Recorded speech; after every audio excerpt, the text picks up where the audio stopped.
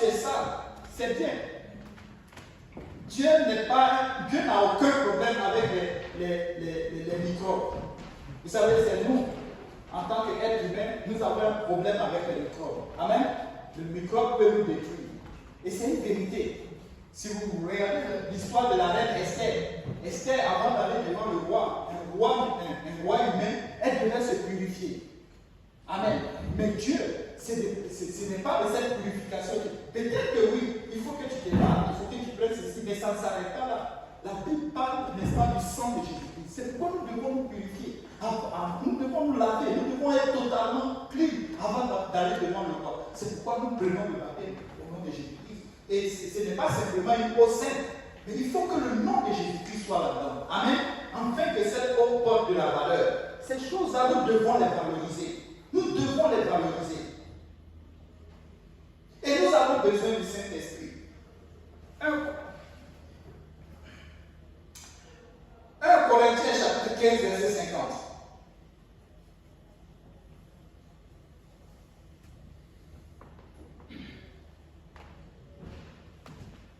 Ce que je dis, frère, c'est que la chair et le sang ne peuvent hériter du royaume de Dieu, et que la corruption n'est pas l'incorruptibilité. Amen.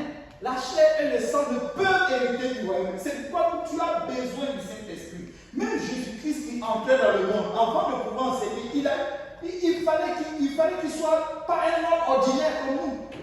Et c'est la vérité. La Bible nous dit, n'est-ce pas, dans le livre de Matthieu, que le Saint-Esprit est venu sur Marie et Marie a conçu. Mais Jésus n'est pas le Père, n'a pas de Père, n'est-ce pas, comme nous autres. Amen. Lui, c'est le Saint-Esprit qui est venu sur Marie. Mais toi, tu es un père ordinaire comme moi. Amen. Un père mortel, peut-être un pécheur. Et c'est la vérité. Tu as besoin du Saint-Esprit. Tu as besoin que le Saint-Esprit soit cette source initiale. C'est-à-dire qu'on change totalement tes germes. Que ça ne soit plus un père mortel, mais que ça soit un père immortel. Amen. Puisque la chair et le sang ne peuvent hériter du ciel.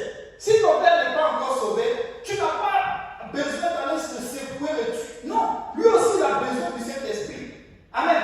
Du fait que tu es rempli par les eaux du baptême et que tu as été rempli du Saint-Esprit, tu n'as même plus le même père que tu avais avant. Maintenant, ton nouveau père, c'est Jésus. Tu peux te réjouir aujourd'hui. Pourquoi? Parce que celui qui est en Christ, il est une nouvelle créature. Ce père-là, tu n'as plus à aller chercher quoi que ce soit de lui.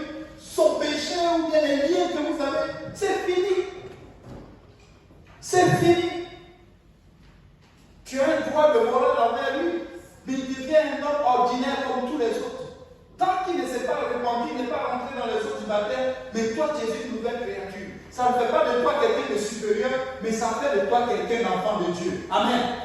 Si tu l'acceptes et que tu marches en nouveauté de vie, un père, quand tu es un père, pour qu'il devienne père, c'est parce que tu lui obéis. Amen.